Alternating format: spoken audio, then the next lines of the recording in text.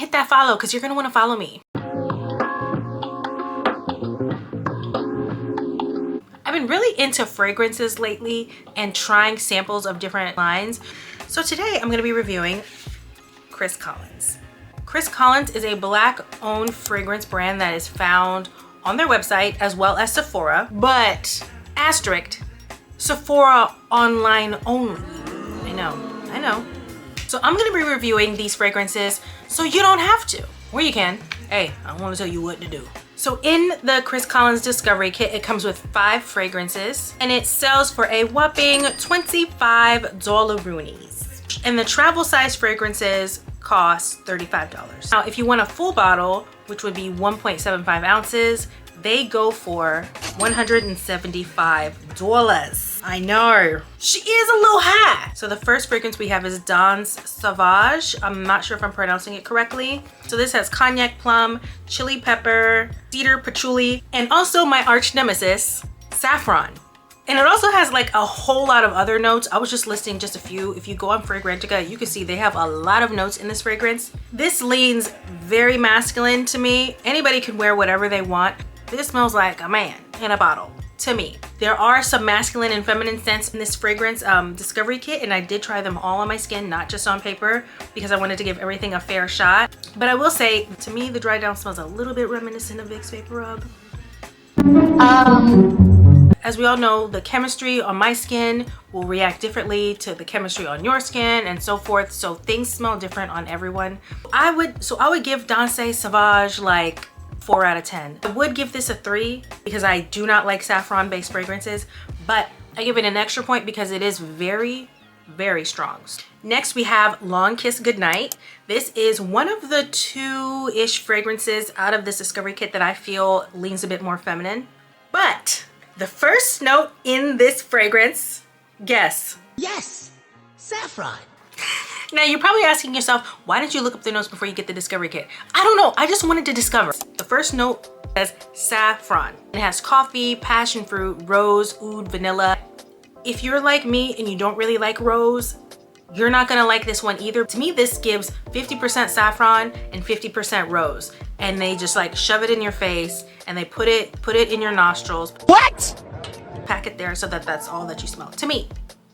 So I would give this one a 4 out of 10. Next fragrance we have is African Rooibos. This has cardamom, black pepper, orris root, cedar, tonka bean. I really would like this fragrance on a man. This is giving like a smooth, like suave guy, but who's really like quiet, who's like introverted, but like he got a lot going on. He's wearing like designer from head to toe, really sweet, probably an engineer, you know, sipping on like what do you guys drink? I don't know. Okay. It's kind of powdery, kind of fresh, and I would give this one a 9 out of 10. Ladies, gentlemen, they thems, you get a man, try this on them. I think you'll like it. Next we have Harlem Nights. To me, this one definitely leans unisex. I'm gonna list the notes. Okay, the notes are rum, saffron, nutmeg, cloves, lemon, jasmine, sandalwood. I think this is also a very fresh and clean scent, like fresh out of the shower, about to go to bed, just got out of the gym and took a shower there or something. That's what this is giving. But out of all the fragrances that have like a ton of saffron in it, I think this one is a bit more toned down, which is why I'm just like, oh, it's kind of fresh and clean, like really complex, like beautiful. Like I can really understand that.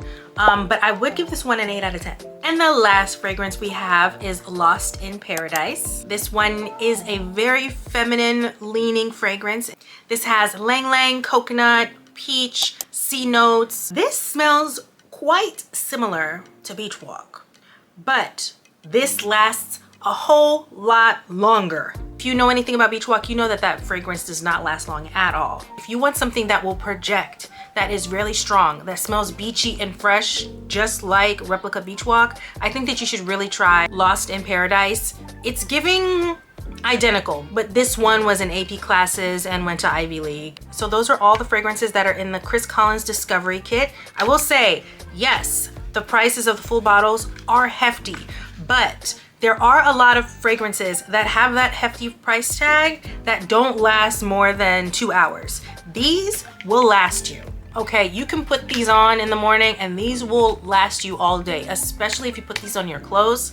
They will stick. I'm assuming that the formulation and the ingredients that he uses are just higher quality, which constitutes the price. Although most of the fragrances in this discovery kit don't really work for me, I think the price tag is worth it for the quality of fragrances that you're gonna get. And I appreciate the artistry of these notes being put together. You know, like I can appreciate it. It does suck that you do have to get the discovery kit just to smell the fragrances because they're not in Sephora. Chris Collins, get your stuff in Sephora so people can smell them.